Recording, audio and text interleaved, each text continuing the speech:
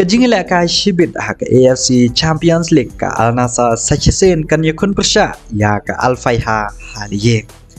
Ka Al Nassr kadan kam satangkan nam ya kaj kalebing ya ka ban yo rung sa ka quarter final. Kan ba ka Al Faiha kadan kam be ya ka jingjam. Henry habapai ka Al Nassr haliye kas news kam ban job ya ka ni ka jing yakun. Namara ka jingila ka shabar na layeng deling ba ka goal na Cristiano Ronaldo ka Al Nassr kalayo ya ka jingjam.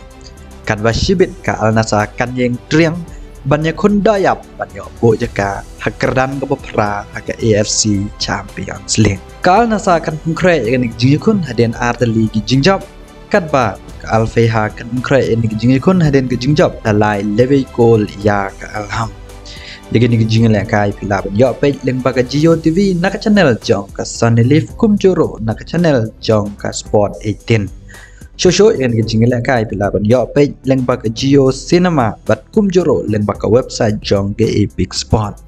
Ki perlu ke ba subscribe ya ke Sunny Leaf la ban yo page link baka website bat ka app jong ke Sunny Leaf. Haba pai bat ke Inter Miami kan pengkre ya ke jingle kai ke benungkong ha ke MLS Lashai Step Persya ya ke Real Salt.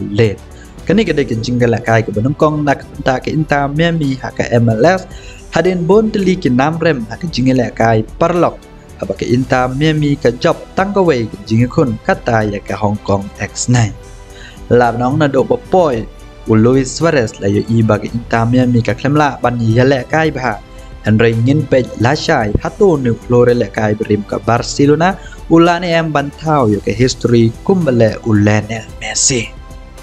Habapai pat ke jingla kai ke UEFA Champions League Lashai step perngap ke Arsenal kan ikun bersya ya ke Porto Shabar naliyeng katba ke Barcelona ro kan ikun bersya ya ke Napoli Shabar naliyeng yakin ni jingla kai ro pila pan yo page free leng ke Jio TV kumjoro leng ke Jio Cinema ndak apa pisuat na Google ti perlak ladan napi ke bomla tila ro ban yo page leng ke website jong ke Epic Sport.